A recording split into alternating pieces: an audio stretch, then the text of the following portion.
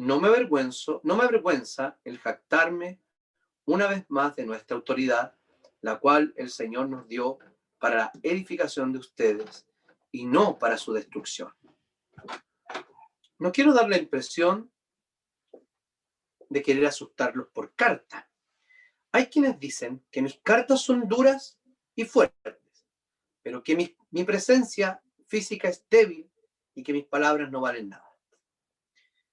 Quienes esto dicen deben tener en cuenta, así como somos con palabras y por carta, cuando estamos lejos, así también seremos en los hechos cuando estemos entre ustedes. Nosotros no nos atrevemos a igualarnos ni a compararnos con quienes se alaban a sí mismos cuando ellos se miden por sus propias medidas y se comparan unos con otros. No demuestran buen juicio. Nosotros no vamos a jactarnos de manera exagerada, sino que nos ceñiremos a los límites establecidos por Dios, que llegan también hasta ustedes. Si antes no hubiéramos llegado hasta ustedes, podría decirse que nos hemos extralimitado, pero fuimos los primeros en llegar hasta ustedes con el Evangelio de Cristo. No nos jactamos desmedidamente en trabajos ajenos, sino que a medida que crezca la fe de ustedes, esperamos ser engrandecidos entre ustedes, siempre dentro de nuestros límites. También anunciaremos el Evangelio en lugares más allá de donde están ustedes, pero sin incursionar en la obra de otro, para no jactarnos en los trabajos ajenos.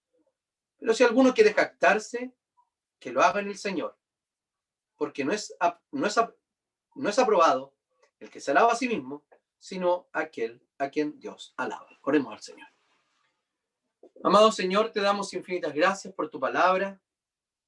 Te agradecemos, Señor, porque hoy día podemos estar frente a ella y podemos ser, Señor, exhortados, podemos ser confrontados y edificados por ella. Yo te ruego, Señor, que tú me uses, que limpies mis labios, mi corazón, para poder, Señor, expresar tu voluntad. Y también, Señor, el corazón de mis hermanos, que ponga un corazón humilde, un corazón de discípulo, Señor, dispuesto a escuchar tu palabra. Oramos en el nombre y en los méritos de Jesús. Amén. Estamos ya en este es el último mes que nos queda de esta serie. Es el número 14, nuestro sermón número 14, de un total de 17 sermones que vamos a predicar en la segunda de los Corintios. La semana pasada veíamos por medio del presbítero Daniel cómo estos eran los corintios eran llamados a dar fe de o evidencia de su fe y de su arrepentimiento, dando una ofrenda dadivosa para las iglesias, para la iglesia de Jerusalén. El apóstol Pablo da las razones teológicas en lo cual abundaba en la exposición nuestro presbítero el domingo pasado. Ahora Pablo vuelve a un tema que ya ha tratado en la epístola, que es el tema de la autoridad.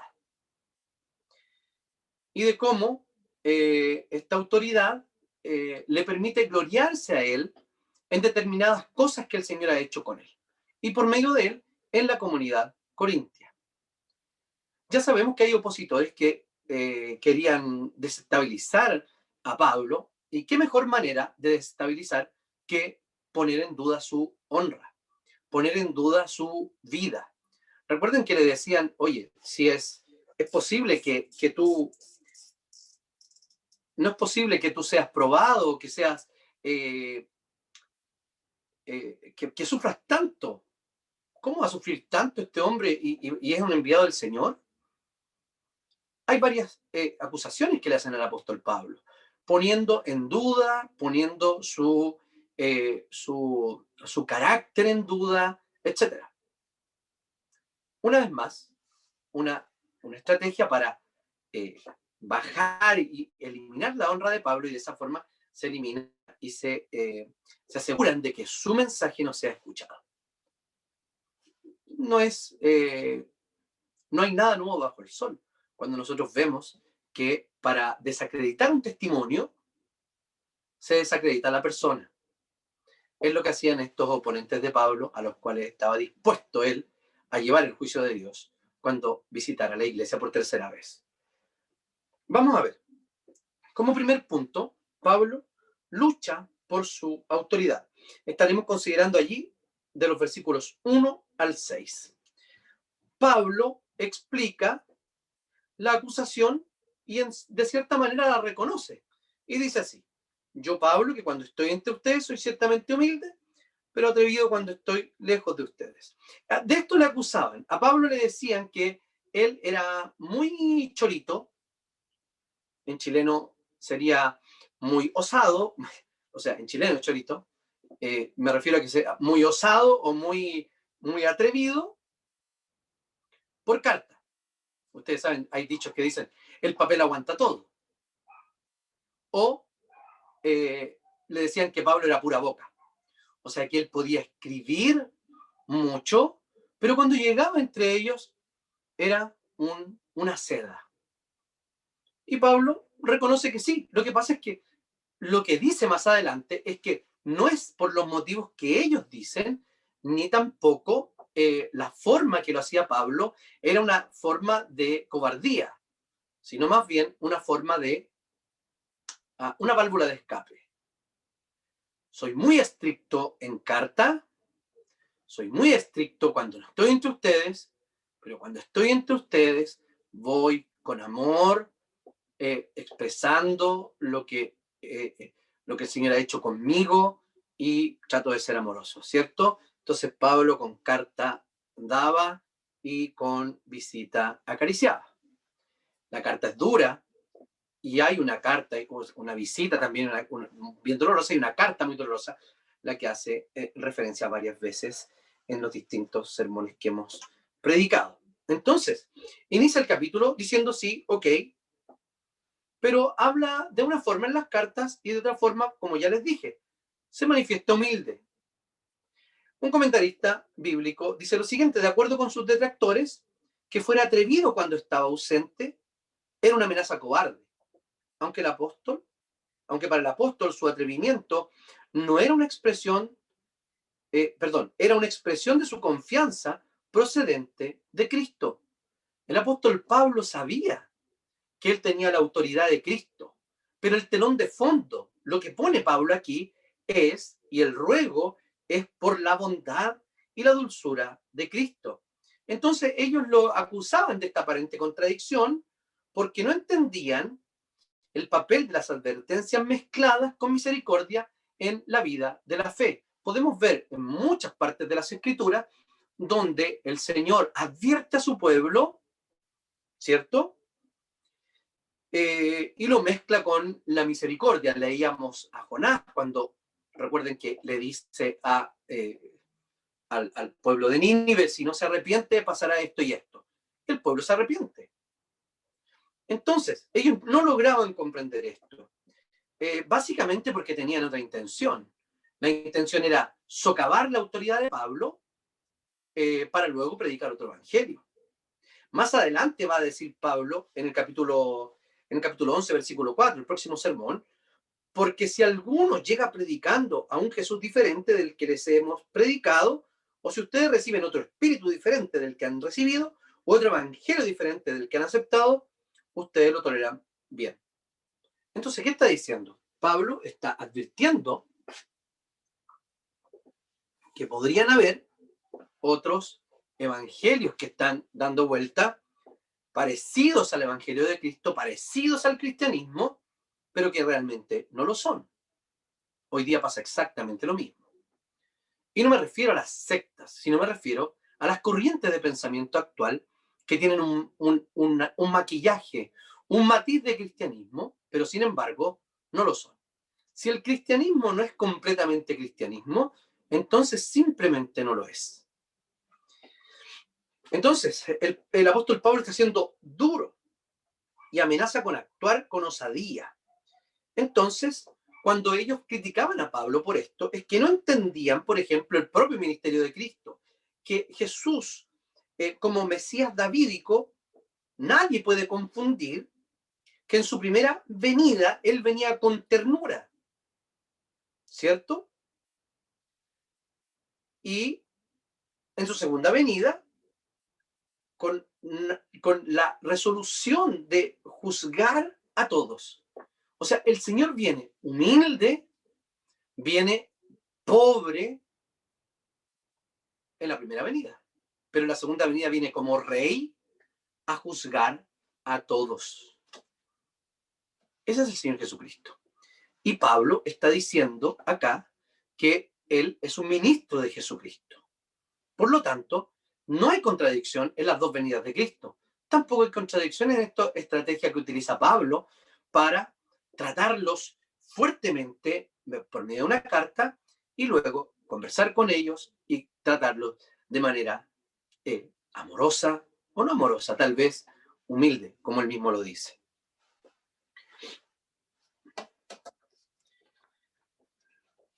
Pablo entonces, en el versículo 3, no quería ser duro cuando estuviera entre ellos. Le dice en el versículo 2, le dice que no quiere ser de esa manera, pero que sí va a estar dispuesto a utilizar todo lo que el Señor le ha dado como su autoridad. Y dice en el 3, en verdad que aún somos seres humanos, pero no luchamos como los seres humanos. O sea, Pablo pone inmediatamente la advertencia. No sé si llamarlo la amenaza, pero sí, les pone la amenaza y les dice, ok, seguimos siendo humanos, pero tenemos armas espirituales las cuales usar contra ustedes. Eso es la convicción que tiene Pablo de su autoridad apostólica. Él está seguro de que es llamado por el Señor. Entonces, pasa a describir estas armas con las cuales va a luchar. Las armas son espirituales. Seguramente, de hecho, debe ser el poder de la palabra del Señor y el poder del Espíritu Santo. Y también los prodigios y milagros que Pablo hacía entre medio de las iglesias que fundaba. Pero nos pone aquí qué va a pasar, de qué son capaces estas armas. Y dice que son capaces de destruir fortalezas. El propósito paulino entonces es destruir las defensas de la confianza personal y la autoexaltación erigidas por los alardes de los que se oponen al progreso del Evangelio. Ese es el comentarista Scott Huffman, del comentario bíblico de la aplicación de la NBI. Entonces lo que está haciendo al destruir fortalezas es que, ojo, miren, aquí hay algunas personas que no siendo nada, se levantan como autoridad dentro de la iglesia y a quien realmente es autoridad están socavando su autoridad. Y el socavamiento de autoridad era hablando mentiras del apóstol Pablo. No es muy distinto, como dije, a lo que pasa hoy día también. Si usted quiere desacreditar a un líder evangélico o un líder de su propia iglesia, es muy fácil. Es cosa de hablar algo medianamente creíble o algo que es una media verdad y que coincida con el carácter de esta persona y usted va a tener éxito en desacreditar. Pero eso es un pecado terrible. Y cuando uno se levanta contra la autoridad que Dios ha puesto, no estoy hablando aquí de un tipo de gobierno episcopal, no, la autoridad en nuestra iglesia es el consistorio. Y cuando uno se levanta contra la autoridad que Dios ha puesto por medio de la propia congregación, no puede creer que no va a recibir un vuelto de parte del Señor. Y también de parte de la iglesia, de parte de la propia autoridad que el Señor ha puesto delante de su iglesia. Capaces de desbaratar argumentos y toda altivez. Las fortalezas eran construcciones de la defensa de una ciudad. Pablo estaba capacitado por las armas que Dios le había dado para destruir dichas fortalezas. Esto podía referirse al discurso de sus detractores para convencer a la congregación de que Pablo no tenía autoridad, que era un doble estándar, que no los trataba bien, que era malo, que su evangelio no era digno de escuchar, ya que estas se levantaron en contra de qué? En contra del conocimiento de Dios, según lo que dice el versículo 5, y desbaratar argumentos y toda altivez que se levanta contra el conocimiento de Dios. Y en tercer lugar, allí dice, estas armas son capaces de llevar cautivo todo pensamiento a la obediencia de Cristo. Fíjense que sí, es una orden que nos dice que todos nuestros pensamientos deben estar sometidos al Señor. Pero en este contexto, en esta carta, en este escrito ocasional, lo que está hablando es que por medio de la lucha y la batalla espiritual que Pablo va a lidiar con sus oponentes, van sí o sí a llevar sus pensamientos al sometimiento de Cristo. Si el que no lo hace simplemente no es un creyente. Eso es lo que va a decir Pablo más adelante. Entonces, Juan Calvino dice lo siguiente: llevar cautivo todo pensamiento, es decir, que la libertad de la mente humana debe ser restringida y dominada para que no busque la sabiduría externa de la doctrina de Cristo. Y la única manera de contener el atrevimiento de la mente es hacerla cautiva. Pero esto solo es posible cuando a través de la dirección del Espíritu nos permite conducirnos y permanecer en cautiverio voluntario. O sea, solo el que puede mantenerse en esclavitud voluntaria a Cristo Jesús es aquel que tiene el Espíritu Santo. Y solamente los que tienen el Espíritu Santo son los hijos de Dios. Entonces, Pablo agudiza aquí la crisis diciendo que los que se están oponiendo no son simplemente hermanos que están desconformes, sino que son personas que están en contra del Evangelio. Y esto no ha cambiado mucho hoy.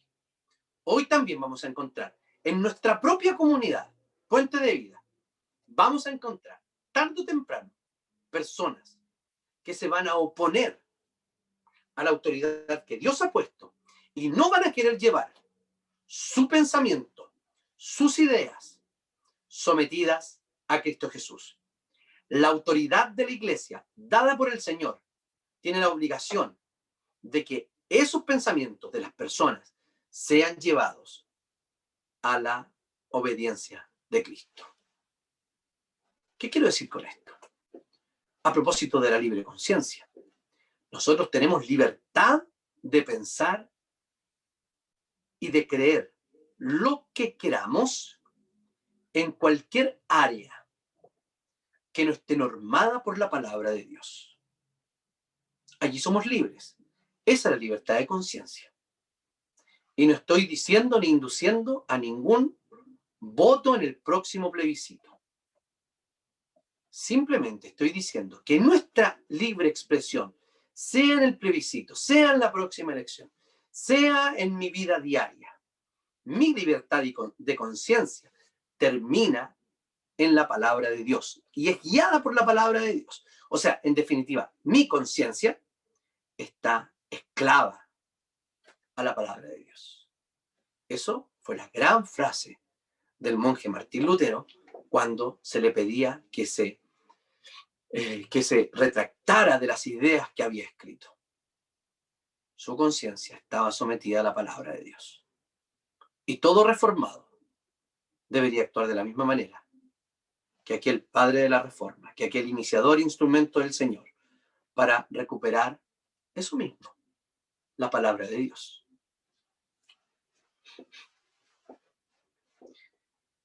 Pablo en el versículo 6 resume el propósito de su actuar. Y el propósito del actuar era que la disciplina, las palabras duras en su visita, todo eso era para que ellos llegaran a una obediencia perfecta, no a él en cuanto que él era Pablo, claramente que no, sino que al mensaje que él predicaba, que era el Evangelio de Jesucristo. En segundo lugar, Pablo explica el propósito de su autoridad, 7 al 8, y es precisamente, va por esa línea. Dice, ustedes se fijan solo en la apariencia de las cosas, pero si alguno está convencido de que es de Cristo, piense bien en esto que le digo, que así como Él es de Cristo, también nosotros somos de Cristo. Lo que le está diciendo es lo siguiente a sus oponentes. Ojo, si ustedes son de Cristo, entonces deben aceptar también que nosotros lo somos. Por lo tanto, deben someterse a nuestra autoridad, que es transferida por Cristo, no es por nosotros mismos, es delegada por Cristo y tiene sus limitaciones. Las limitaciones son la palabra de Dios. Pablo va a decir más adelante que no quiere extralimitarse en lo que el Señor le ha dicho, que ellos tienen ciertas libertades, claramente, como lo dijo en la carta anterior, en 1 Corintios. Pablo ya había corregido muchas malas prácticas de la iglesia. Entonces, expone a sus detractores, haciéndoles evaluar su comprensión y explica a los corintios que su autoridad y su mensaje son para edificación de la iglesia y no para condenación. Los enfrenta, los acusa de solo, y ojo, no a todas las iglesias, porque muchos ya se habían arrepentido de haberle creído a estos personajes, y les dice que solo evalúan lo externo. Cuando utiliza la palabra si alguno, lo que quiere decir es que esta persona está convencida de que es de Cristo. Entonces, si es así, debe reconocer también que Pablo y sus colaboradores también son de Cristo y aceptar su autoridad y aceptar su mensaje. ¿Por qué? Porque si no cree que el apóstol es de Cristo y su autoridad viene de él, entonces haría bien en poner en duda su propia conversión, es decir, la aceptación de la autoridad apostólica de Pablo era una evidencia de que la persona también era de Cristo. El versículo 8, no me avergüenza el jactarme una vez más de nuestra autoridad, la cual el Señor nos dio para la edificación de ustedes y no para su destrucción. Entonces Pablo empieza a tratar el tema de la jactancia. Para Pablo no es mala a priori jactarse. Era una forma común, aparentemente cultural, de los habladores o de los sofistas, de los que se dedicaban a discutir en el mundo grecolatino, el jactarse de algo, la autoalabanza. Parece que no era mal visto, ¿ya? Es como cuando nosotros decimos modestia aparte y decimos alguna verdad, ¿cierto? De nosotros que no diríamos si no dijéramos modestia aparte. Algo así. Pablo no lo considera malo en sí mismo, sino que Pablo considera que es malo jactarse en aquellas cosas que uno no ha hecho y además jactarse como si está fuera de nuestra propia naturaleza. Lo que Pablo está diciendo, que tú no puedes jactarte primero de algo que no has hecho. Segundo, no puedes jactarte y dejar afuera al Señor. Es lo que dice un poco allá en Efesios capítulo 3, versículos 20 y 21, donde dice que Dios, o sea, al Señor sea la gloria, porque él hace más de lo que podemos y entendemos, etcétera, etcétera. Lo que está diciendo es que nosotros hacemos todo para la gloria de Dios y solo lo hacemos por su gracia actuando en nosotros. Pablo va a decir en otra carta, cuando dice, yo he hecho mucho más que los otros apóstoles. Bueno, la gracia de Dios en mí. Y Pablo lo trata claramente de que no es terrible jactarse, pero si alguno se va a jactar, va a decir más adelante, hágalo en el Señor, gloríese en el Señor, en lo que ha hecho el Señor. Y también en las cosas que usted ha hecho, no se robe, no la gloria es de Dios, no se robe la autoría, no se robe el esfuerzo de otro. Porque hay que decir las cosas como son, ¿no? Ya lo voy a decir más adelante.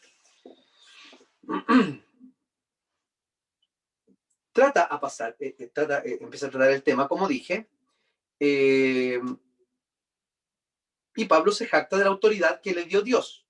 Y claramente le dice que no es para beneficio personal, sino para beneficio de toda la iglesia, para su edificación, no para su construcción. En el caso de los profetas del Antiguo Testamento, como por ejemplo el de Jeremías, la autoridad y el mensaje que llevaba Jeremías delante del pueblo de Israel era para declarar, avisar que Dios había desechado esa generación, que les decía, los voy a llevar al cautiverio, su rey va a ser sepultado como un burro, como un asno. Sus hijos, sus hijas van a morir en la calle y se las van a comer las aves y los chacales. Que sus profetas no iban a ser recordados, que sus funerales nadie los iba a recordar, que iban a morir como perros en la calle. Eso es lo que estaba diciendo Jeremías. Entonces, Dios le había dado la autoridad al profeta para anunciar destrucción. Y ciertamente sucedió. Sin embargo, al apóstol Pablo le había dado autoridad para predicar y para llevar a la iglesia a edificación. ¿Por qué? Porque Cristo ya pagó. Y Él es ministro del nuevo pacto. Ya pagó Jesús. No seremos destruidos. No seremos consumidos. Porque Dios nos da la cuota de misericordia que necesitamos cada día. Del 9 al 11, Pablo expresa el propósito de esta jactancia y además hace algunas advertencias que va a ser tratada en los versículos, los capítulos posteriores.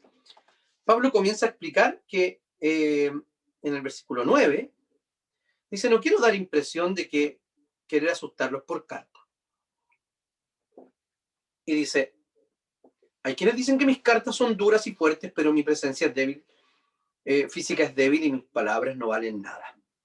Es posible, ¿cierto? Porque el apóstol Pablo hablaba muy fuerte, vemos en las cartas, sobre todo en la correspondencia corintia y también en la correspondencia a la carta a los Gálatas, a la iglesia de Galacia, vemos nosotros mucha dureza del apóstol Pablo. La acción de gracia es cortita y pasa inmediatamente a decirle: Gálatas insensatos.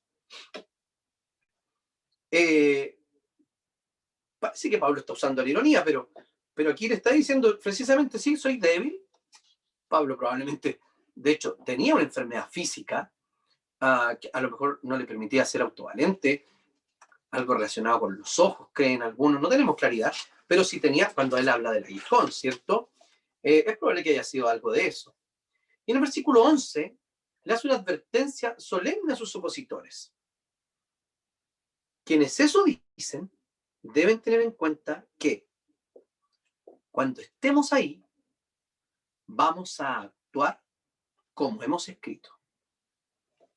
O sea, Pablo se decide a que, dice, quienes eso dicen deben tener en cuenta que así como somos en palabras y por carta cuando estamos lejos, así también lo seremos en los hechos cuando estemos entre ustedes. O sea, Pablo estaba dispuesto a llevar la disciplina y el juicio de Dios a aquellos que se estaban oponiendo a la palabra de Dios y al evangelio que Pablo predicaba. O sea, no le iba a salir gratis, no le iba a salir barata, sino que lo que el apóstol Pablo iba a hacer era ejercer la autoridad, que no era de él, sino que Dios, la cual Dios le había dado. En tercer lugar, Pablo explica la base de esta autoridad. Nosotros no nos atrevemos a igualarnos ni compararnos con quienes se alaban a sí mismos cuando ellos se miden con sus propias medidas y se comparan unos con otros. La razón fundamental, Pablo la está, está haciendo referencia a este recurso oratorio, como dije, de la autoalabanza, pero dice: ¿saben qué? No lo vamos a hacer como ellos lo hacen. Pablo irónicamente dice que no se va a comparar con aquellos que se alaban a sí mismos. ¿Por qué razón? Porque ellos tienen sus propias medidas y además se comparan entre ellos mismos. O sea, cuando uno es juez y parte, siempre sale ganando, ¿o no? Cuando uno pone sus propios estándares para evaluarse, claramente no vale, es trampa. Cuando nos comparamos incluso entre nosotros, en el país de los ciegos el tuerto es rey. Entonces no tenemos nada que decir al respecto cuando nos comparamos entre nosotros. Nosotros debemos compararnos con lo que la palabra del Señor nos exige en cuanto a cómo debemos vivir, y en tema de esfuerzo y gracia debemos recurrir a Cristo, porque el Espíritu Santo nos está construyendo a la imagen del Hijo de Dios. Pero el Señor no baja los estándares. No dice: ok, ahora que Cristo murió por ustedes, les voy a exigir menos. No, porque a Cristo le exigió todo. La exigencia está pagada. Ahora nos toca a nosotros caminar tras los pasos de Jesús.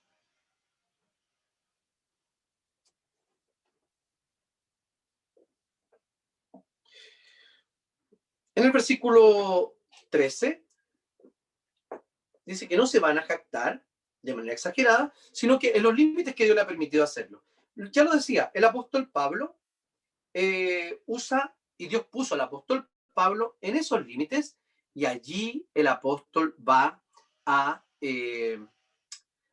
trabajar, no se va a exceder de aquello, ¿cierto? Como dije, los límites son la iglesia de Corinto, yo la planté, yo la pastoreé, yo preparé a sus líderes, y además de eso, Dios me dio autoridad sobre ellos. ¿Y qué autoridad? La autoridad que le da el propio evangelio, nada más que eso.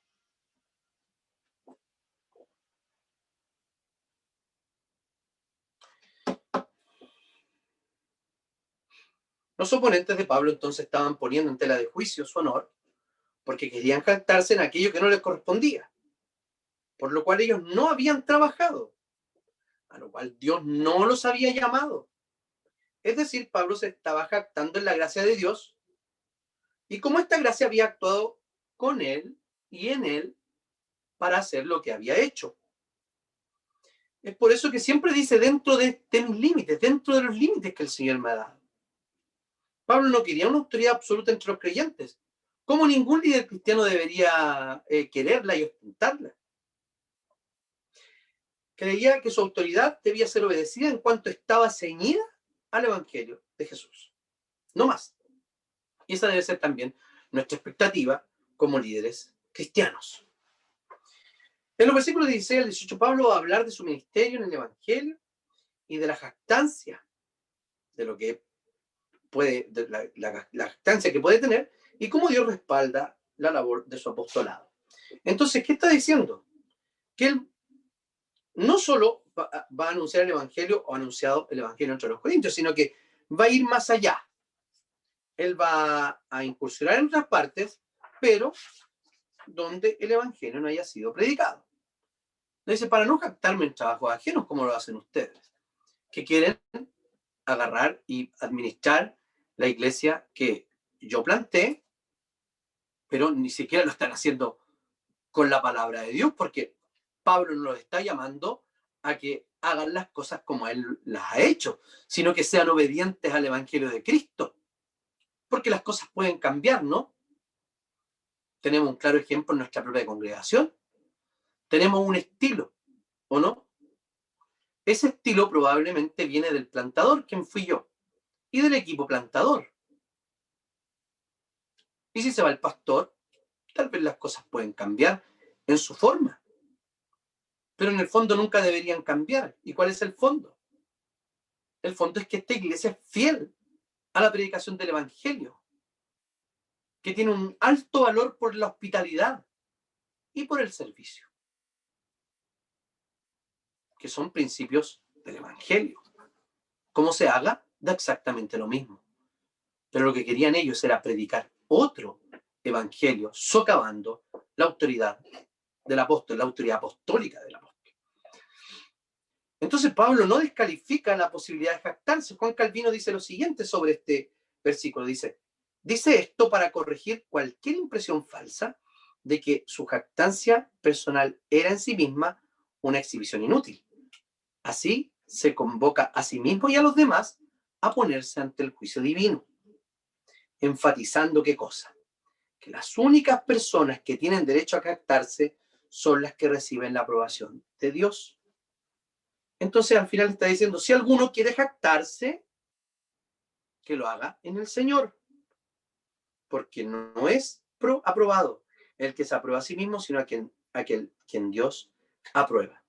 Entonces, aquellos que están oponiéndose a su evangelio y la autoridad, son invitados a ponerse delante de Dios, porque es necesario que haya disensiones entre ustedes para que se vea quién realmente es aprobado. Por eso que las disensiones y los problemas en la iglesia, cuando son tratados de manera correcta, por ejemplo, a nivel presbiterial, sinodal, nuestra iglesia tiene la oportunidad de que el Señor muestre quiénes son aprobados y quiénes no. Ponerse delante del juicio de Dios, que no es otra cosa aquí que ponerse delante del juicio de la propia iglesia y de su autoridad y de la disciplina eclesiástica. No hay otra salida más que hacerlo así. ¿Por qué razón? Porque si no, nos estamos comparando entre nosotros y estamos poniendo nuestras propias metas y nuestros propios límites. Los quiero invitar a hacer a mirar algunas aplicaciones de este texto. Primero, la predicación del Evangelio busca que todo pensamiento debe ser llevado cautivo a Cristo. Esto quiere decir que todo cuanto pensemos debe ser sometido a la autoridad y también a la revelación de Jesucristo, el Señor. No somos librepensadores. Y nuestra libertad de conciencia es un derecho consagrado que termina cuando la palabra de Dios es clara respecto a algún asunto. Es decir, nuestra conciencia está esclava de la autoridad de Cristo y la autoridad de su palabra. También tenemos una fuerte necesidad de desarrollar una apologética dentro de la iglesia cristiana. La apologética es un área de la teología que es la defensa de la fe. Y ustedes pueden conocer a varios apologetas. Voy a mencionar algunos ahora, que no recuerdo. Sí recuerdo, ahora estoy recordando. Por ejemplo, muchos conocen a George McDowell, ¿cierto? O a Lee Strobel, que son... él era un exateo, Lee Strobel. George McDowell era un evidencialista que tiene una documentación impresionante, por ejemplo, para comprobar la existencia histórica de Jesús. O también otros de otra área, de otra corriente, como Cornelius Van Til, etc. Y para el caso da lo mismo, porque tal vez no nos vamos a recordar de los textos, ni yo me acuerdo. Pero ¿qué quiero decir con esto? Que la apologética la vemos como enfocada hacia afuera. Y claro, la apologética es la defensa de la fe hacia afuera. Pero también hay una necesidad de apologética dentro de la iglesia. Una necesidad de una teología que tenga un propósito de defender la fe de los falsos maestros y de los hermanos encubiertos que pretenden, inconsciente o conscientemente, destruir el cuerpo de Cristo, como lo acusa el apóstol Pablo en esta misma carta. O en la primera, perdón. La primera, cuando los acusa de destruir, dice que el que destruya el cuerpo de Cristo, Dios lo destruirá a él. No está hablando del cuerpo humano, está hablando de la iglesia. Sí, en la primera, que viene a capítulo 3. Entonces, esta defensa de la fe debe ser en el contexto también de la iglesia. Dar razones claras de por qué somos lo que somos, de por qué creemos lo que creemos, de por qué las personas deben practicar la palabra de Dios y de por qué la autoridad del gobierno de la iglesia ha sido delegada a un consejo local. Si alguno requiere alguna instrucción y defensa en esta área, debe manifestarlo de manera pública, ante quien corresponda. Y este sería el consistorio de la iglesia. Si usted tiene dudas de cualquier cosa, de cómo ejercemos el poder que fue conferido por Dios y el poder que ha sido transmitido por elección también por medio de la asamblea congregacional, donde se elige a cada presbítero, a cada pastor y a cada diácono. Si tiene consultas, hágalas de manera directa. Estamos abiertos a poder responder sus dudas. Y si hemos fallado en eso, yo, como presidente de ese consistorio, me disculpo y le pido perdón porque no lo hemos cuidado, no la hemos cuidado en esa área. Tenemos aquí, como dice Pablo en esta carta, nuestro corazón está abierto para ustedes. Esperamos que el suyo también esté abierto para nosotros. También tenemos necesidad de entender bíblicamente la disciplina. ¿Ha escuchado que cuando un pastor habla de disciplina, yo por lo menos cuando hablo de disciplina de la iglesia, o disciplina de los hijos, cualquier cosa dice, sí, disciplina, pero con amor? Si hablamos de disciplina, necesariamente es con amor. Si no hay amor, no es disciplina. Dios al hijo que ama a esa disciplina. Entonces, si no hay amor, fue otra cosa parecida, pero no fue disciplina. Entonces, siempre nosotros le hacemos el quite a la disciplina porque le tenemos miedo. Pero la disciplina busca restaurar a la parte ofendida, a la parte ofensora. ¿Por qué? Porque la iglesia tiene autoridad. ¿Y qué pasa con la disciplina? Cuando un hermano es disciplinado, se le dice, usted pecó en esto, y esto ofende a Cristo, ofende a la iglesia. Pero ¿sabe qué? Cristo murió por ese pecado. Así que nosotros le decimos que Dios la perdonó. Dios lo perdonó. Porque todo lo que la iglesia ata en el cielo, en la tierra se ata en el cielo, lo que desata en la tierra desata en el cielo.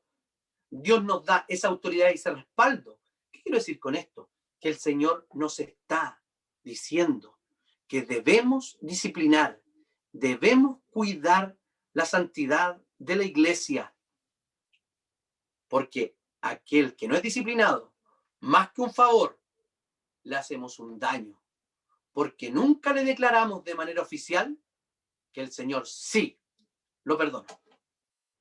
No es que estemos perdonando, solamente como iglesia estamos declarando lo que el Señor ha hecho en la vida de las personas. ¿Y qué genera eso? Genera una culpa interminable, una carga interminable de culpa, si en verdad el Señor me ha perdonado o no. Así que usted, si ha cometido un pecado, confiéselo. ¿Para qué? Para ser restaurado.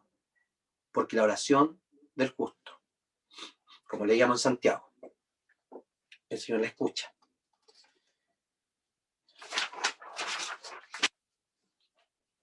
Pablo está luchando contra aquellos que tenían una linda oratoria. Por eso nuestra pregunta es, ¿qué les pedimos a aquellos que predican la palabra del Señor aquí en Puente de Vida? Algunos se preguntarán y dirán, ¿por qué no predica nadie más? ¿O por qué solamente el consistorio predica?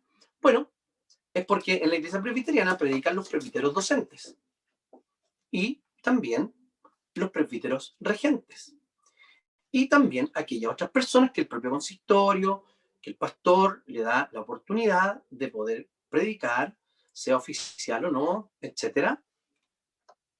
Y eso pone un peso terrible, ¿cierto? Donde un consistorio completo predica, aquel que tiene ganas de predicar, dice, yo no voy a ser tan elocuente como tal o cual. Bueno, el Señor no nos pide elocuencia. Aquellos que tienen ganas de compartir la palabra del Señor, yo los invito, primero, a orar por eso. Segundo, a prepararse, a estudiar. ¿O cree que no se estudia para predicar? Se estudia. Cuando uno tiene una profesión determinada y tiene un área de especialidad, y por ejemplo es un conferencista, y cristiano incluso, yo me he repetido conferencias de un pastor que escribió un libro, y luego escribió otro. Uno se llamaba de una manera, otro se llamaba de otra manera. Y iba a dar 3 días la charla de ese libro. Bueno, fui a una, porque me di cuenta, mi memoria me lo permitió, que estaba diciendo hasta los mismos chistes. Entonces, no iría a perder mi tiempo en eso, sino que iba a leer el libro, el segundo libro, que es muy diferente al primero. Pero él estaba haciendo la misma charla. ¿Qué digo con esto? Que el que no tiene un público permanente puede predicar, puede hablar una cuestión determinada y prepararla una vez y para siempre, o ir maquillándola, mejorándola, etc. Pero nosotros tenemos que preparar un sermón para cada domingo. Para eso se estudia. Para eso usted se prepara. Para eso usted lee. Este no es un privilegio. Esta es una responsabilidad enorme de administrar el don de profecía en medio de la iglesia. Entonces, lo que les digo a los predicadores, cuando recién están predicando, el Señor no lo ha llamado para ser elocuente. El Señor lo ha llamado para ser fiel a la Escritura. Eso no significa que no debe pulir su estilo o transformarse en un predicador fome, incapaz de captar la atención de las personas. No. Una oratoria vehemente, palabras rebuscadas, no, eso no, por favor. Un buen chiste, y la gente dice, ah, estuvo bueno el sermón. No. Primero, fidelidad a la palabra de Dios. Y si es elocuente, y si es divertido, y si logra captar su atención, mucho mejor. Si es pedagógico, wow, increíble. Pero primero, fidelidad a la palabra de Dios. Y además de eso, no solo que sea fiel a la predicación, sino que su vida personal, familiar y toda su vida sea en consecuencia al evangelio que predica.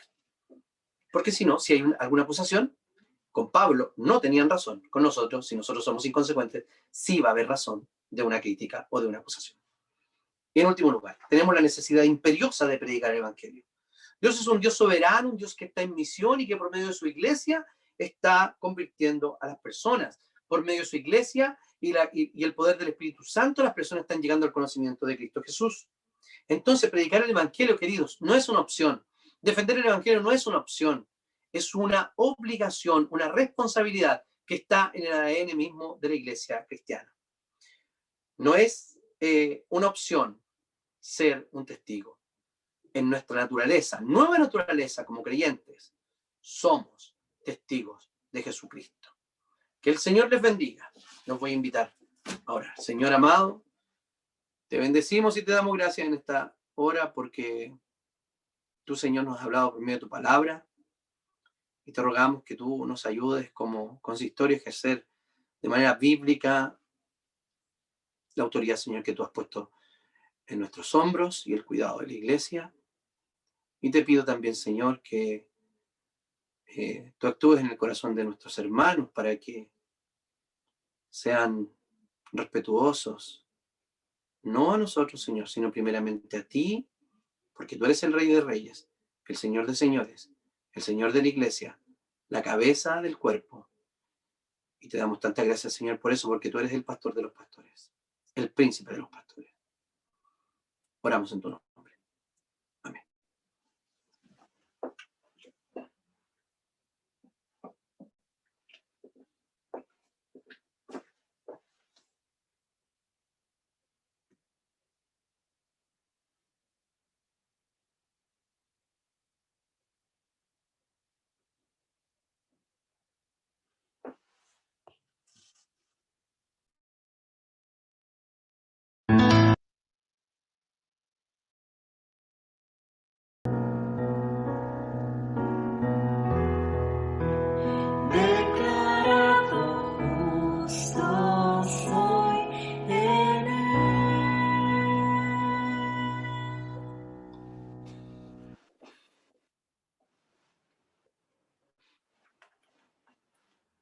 Queridos hermanos, los quiero invitar a que recibamos la